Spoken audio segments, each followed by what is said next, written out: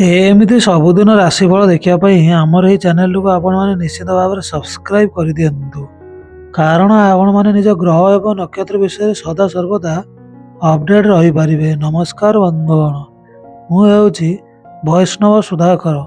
ଚାଲନ୍ତୁ ଏହି 2025 ମସିହା ଡିସେମ୍ବର ମାସରେ ସିଂହ ରାଶି ବ୍ୟକ୍ତିବିଶେଷଙ୍କର ଏହି ମାସଟି କିପରି ଭାବରେ ଅତିବାହିତ ହେବ ସେହି ବିଷୟରେ ଆମେ ଆଲୋଚନା କରିନେବା। ପ୍ରଥମେ ଚାଲନ୍ତୁ ଆମେ ଗ୍ରହମାନଙ୍କର ଚଳନ ଗୁଡ଼ିକ ଜାଣିନେବା। ମଙ୍ଗଳ ମହାଗ୍ରହ 7 ଡିସେମ୍ବରରୁ ଧନୁ ରାଶିକୁ ଗମନ କରିବେ। ରବି ମହାଗ୍ରହ 16 ଡିସେମ୍ବରରୁ ଧନୁ ରାଶିକୁ ଗମନ କରିବେ। ବୁଧ ମହାଗ୍ରହ 6 ଡିସେମ୍ବରରୁ ବିଛା ରାଶିକୁ ଗମନ କରିବେ। ଶୁକ୍ର ମହାଗ୍ରହ 20 ଡିସେମ୍ବରରୁ ଧନୁ ରାଶିକୁ ଗମନ କରିବେ।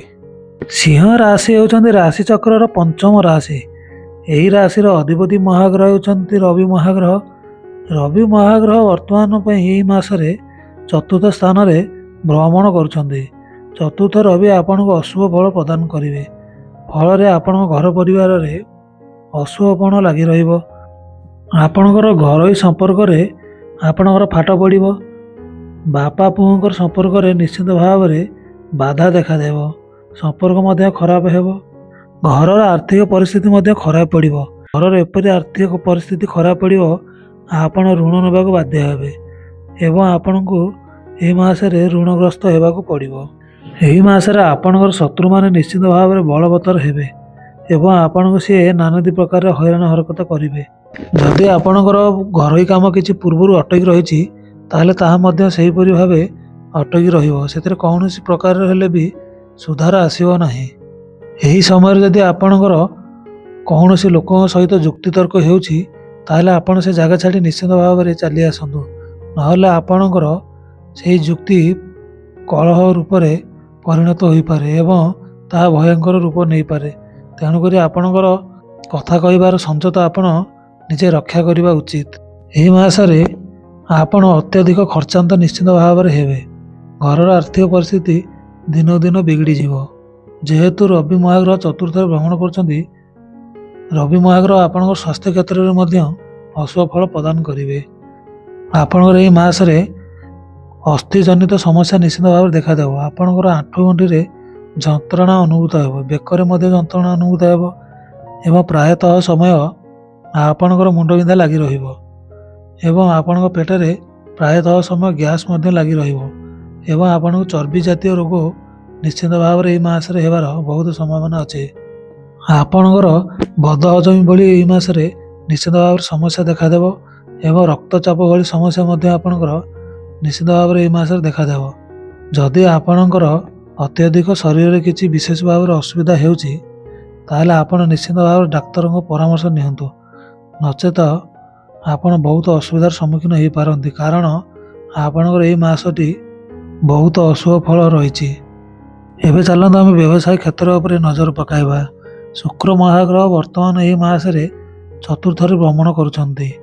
ଶୁକ୍ର ମହାଗ୍ରହ ଚତୁର୍ଥରେ ରହିଲେ ମଧ୍ୟ ଆପଣଙ୍କୁ ଶୁଭ ଫଳ ପ୍ରଦାନ କରିବେ। ଆପଣଙ୍କ ବ୍ୟବସାୟରେ ଆପଣ ଲାଭବାନ ହେବେ, କିନ୍ତୁ ସପ୍ତମରେ ରାହୁ ମହାଗ୍ରହ ଯେହେତୁ ଭ୍ରମଣ କରୁଛନ୍ତି, ସିଏ ଆପଣଙ୍କୁ ଅଶୁଭ ଫଳ ପ୍ରଦାନ କରିବେ। ଆପଣଙ୍କର ଯେତିକି ଲାଭ ହେବ ତାଠାରୁ ଆପଣ ଅତ୍ୟଧିକ ଖର୍ଚ୍ଚବାନ ହେବେ।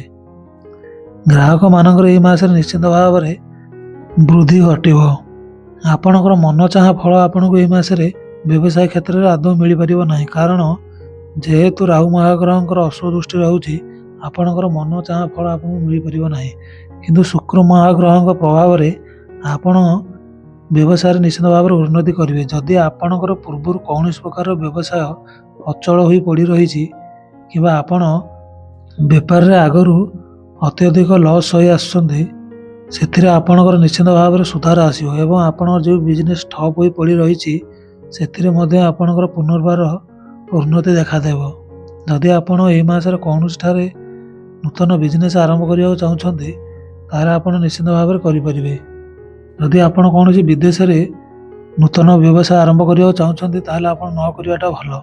ଯଦି ଆପଣ କୌଣସି ଯାନବାହନ କିମ୍ବା ଜାଗା ବାଡ଼ି କିଛି କ୍ରୟ କରିବାକୁ ଚାହୁଁଛନ୍ତି, ତାହେଲେ ଆପଣ ଆଦୌ କରନ୍ତୁ ନାହିଁ। 7 ଡିସେମ୍ବର ପରେ ଆପଣ କିଣାକିଣି କରିପାରିବେ, କାରଣ ମଙ୍ଗଳ ମହାଗ୍ରହ ଚତୁର୍ଥରୁ ପଞ୍ଚମକୁ ଗୋଚର କରିବେ। ଫଳରେ ଆପଣ 7 ଡିସେମ୍ବର ପରେ ଯାନବାହନ କିମ୍ବା କୌଣସି ଜାଗା ବାଡ଼ି ଆପଣ ନିଶ୍ଚିନ୍ତ ଭାବରେ କ୍ରୟ କରିପାରିବେ। ଯଦି ଆପଣ କୌଣସି ବିଦେଶରେ ବ୍ୟବସାୟ ଆରମ୍ଭ କରିବାକୁ ଚାହୁଁଛନ୍ତି ତାହେଲେ 7 ଡିସେମ୍ବର ପରେ କରିଲେ ଆପଣଙ୍କର ଶୁଭ ଫଳ ମିଳିବ। ଯେଉଁମାନେ ଚାକିରି ଖୋଜି ଖୋଜି ହଇରାଣ ହୋଇଗଲେଣି ସେମାନଙ୍କର 7 ଡିସେମ୍ବର ପରେ କିଛି ପରିମାଣର ଶୁଭ ଫଳ ମିଳିପାରେ। ଚାକିରି ମିଳିବାର ସମ୍ଭାବନା 7 ଡିସେମ୍ବର ପରେ ଏହି ସିଂହ ରାଶିରେ ସମ୍ଭାବନା ରହିଛି। ଚାଲନ୍ତୁ ଏବେ ଆମେ ବିବାହ କ୍ଷେତ୍ର ଉପରେ ନଜର ପକାଇବା। ସପ୍ତମରେ ରାହୁ ମହାଗ୍ରହ ବର୍ତ୍ତମାନ ପାଇଁ ଗୋଚର କରୁଛନ୍ତି, ତେଣୁକରି ସେ ଅଶୁଭ ଫଳ ପ୍ରଦାନ କରିବେ।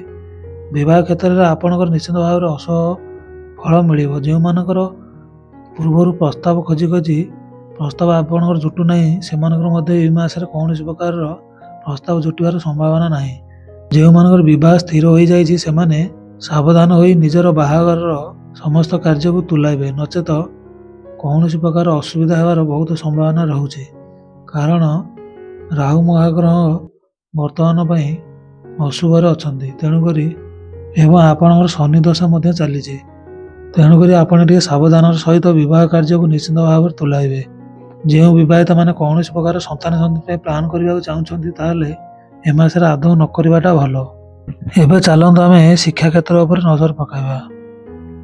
ପଞ୍ଚମାଧିପତି ଅଷ୍ଟମାଧିପତି ବର୍ତ୍ତମାନ ବ୍ୟୟ ସ୍ଥାନରେ ରହିଛନ୍ତି। ବୃହସ୍ପତି ମହାଗ୍ରହ ବର୍ତ୍ତମାନ ଦ୍ୱାଦଶ ଘରେ ଗୋଚର କରୁଛନ୍ତି, ତେଣୁକରି ସେ ନିଶ୍ଚିନ୍ତ ଭାବରେ ଅଶୁଭ ଫଳ ପ୍ରଦାନ କରିବେ। କିନ୍ତୁ ଯେହେତୁ ବୃହସ୍ପତି ମହାଗ୍ରହ ଉଚ୍ଚସ୍ଥ ହୋଇ ଅଛନ୍ତି ସେ ଆପଣଙ୍କୁ ଶୁଭ ଫଳ ପ୍ରଦାନ କରିବେ। ପାଠପଢ଼ାରେ ଆପଣଙ୍କର ମନ ଲାଗିବ ନାହିଁ। ଯଦି ଆପଣ ପାଠପଢ଼ାରେ ନିଜକୁ ନିଜେ ମନ ଲଗାଇବାକୁ ଚାହୁଁଛନ୍ତି ତାହେଲେ ଆପଣଙ୍କ ପରିଶ୍ରମ ବଳରେ ନିଶ୍ଚିନ୍ତ ଭାବରେ ଆପଣଙ୍କର ପାଠପଢ଼ାରେ ମନ ଲାଗିବ ଏବଂ ଆପଣଙ୍କୁ ଶିକ୍ଷା କ୍ଷେତ୍ରରେ ମଧ୍ୟମ ଧରଣର ଫଳ ମିଳିବ। ଯଦି ଆପଣ କୌଣସି ଜାଗାରେ ଆଡ଼ମିସନ୍ କରିବାକୁ ଚାହୁଁଛନ୍ତି ତାହେଲେ ନିଶ୍ଚିନ୍ତ ଭାବରେ ଆଡ଼ମିସନ୍ କରିପାରିବେ। ଯଦି ଆପଣଙ୍କର କେଉଁଠାରେ ପରୀକ୍ଷା ପତ୍ର କିଛି ଦେବାର ଅଛି ତାହେଲେ ଆପଣ ପରୀକ୍ଷାକୁ ଯିବା ବେଳେ ନିଶ୍ଚିନ୍ତ ଭାବରେ ଭଗବାନଙ୍କର ଶରଣାପନ୍ନ ହୋଇ ଆପଣ ଭଗବାନଙ୍କ ମନ୍ଦିରକୁ ଯାଇ ସେଠାରେ ଆପଣ ପ୍ରଣାମ ଜଣାଇ ଯାଆନ୍ତୁ। ଫଳରେ ଆପଣଙ୍କର କିଛି ପରିମାଣ ଗ୍ରହ ପୀଡ଼ା ନିଶ୍ଚିନ୍ତ ଭାବରେ କଟିଯିବ। ଏବେ ଚାଲନ୍ତୁ ଆମେ ପ୍ରତିକାର ରୂପରେ ଏହି ମାସରେ କଳା ରଙ୍ଗର ଜୀବଜନ୍ତୁମାନଙ୍କୁ ଦେଖି ଆପଣ ନିଶ୍ଚିତ ଭାବରେ ଖାଦ୍ୟ ଅର୍ପଣ କରନ୍ତୁ। କାରଣ ଯେହେତୁ ଆପଣଙ୍କର ଶନି ମହାଗ୍ରହଙ୍କର ଦଶା ଚାଲିଛି, ଶନି ମହାଗ୍ରହ କଳା ରଙ୍ଗର ଜୀବଜନ୍ତୁଙ୍କୁ ଖାଦ୍ୟ ଅର୍ପଣ କଲେ ଶନିଦେବ ପ୍ରସନ୍ନ ହୁଅନ୍ତି। ତେଣୁକରି ଆପଣ କଳା ଗାଈ କିମ୍ବା କାଉ କିମ୍ବା କୁକୁରମାନଙ୍କୁ ନିଶ୍ଚିନ୍ତ ଭାବରେ ଖାଦ୍ୟ ଅର୍ପଣ କରନ୍ତୁ ଏବଂ ପ୍ରତ୍ୟେକ ଶନିବାର ଏବଂ ସୋମବାର ଶିବ ମନ୍ଦିରକୁ ଯାଇ ସେଠାରେ ଜଳ ଦାନ କରନ୍ତୁ। ପ୍ରତ୍ୟେକ ଶନିବାର ହନୁମାନ ମନ୍ଦିରକୁ ଯାଇ ସେଠାରେ ରାଶି ତେଲ ଦୀପ ଚଢ଼ାଇବା ସହିତ ଆପଣ ସେହି ମନ୍ଦିରରେ ବସି 11 ଥରରୁ ଅଧିକା ହନୁମାନ ଚାଳିଶା ପାଠ କରନ୍ତୁ ଏବଂ ପ୍ରତ୍ୟେକ ଦିନ ସକାଳେ ଏବଂ ସନ୍ଧ୍ୟାରେ ଆପଣ ହରିନାମ ମହାମନ୍ତ୍ର 108 ଥରରୁ ଅଧିକା ନିଶ୍ଚିନ୍ତ ଭାବରେ ଜପ କରନ୍ତୁ ଏବଂ ଆପଣଙ୍କ ଘରେ ସନ୍ଧ୍ୟାରେ ହରିନାମ ମହାମନ୍ତ୍ର ସଂକୀର୍ତ୍ତନ ନିଶ୍ଚିନ୍ତ ଭାବରେ କରନ୍ତୁ। ଫଳରେ ଆପଣଙ୍କ ଘରରୁ ଅଗ୍ନିଭୟ, ଚୌରଭୟ ଏବଂ ସର୍ପଭୟ ନିଶ୍ଚିନ୍ତ ଭାବରେ ଦୂରୀଭୂତ ହେବ ଏବଂ ଗ୍ରହ ପୀଡ଼ା ନିଶ୍ଚିନ୍ତ ଭାବରେ ଶାନ୍ତି ହେବା ସହିତ କଟିଯିବ। ଏହା ଥିଲା ସିଂହ ରାଶି ବ୍ୟକ୍ତିବିଶେଷଙ୍କର ଡିସେମ୍ବର ମାସର ରାଶିଫଳ। ଯଦି ଏହିପରି ରାଶିଫଳ ଆପଣମାନେ ଦେଖିବାକୁ ଚାହୁଁଛନ୍ତି ତାହେଲେ ଆମର ଏହି ଚ୍ୟାନେଲଟିକୁ ନିଶ୍ଚିନ୍ତ ଭାବରେ ଆପଣମାନେ ସବସ୍କ୍ରାଇବ୍ କରିଦିଅନ୍ତୁ। ଏତିକି କହି ମୁଁ ବିଦାୟ ନେଉଛି। ନମସ୍କାର ବନ୍ଧୁଗଣ।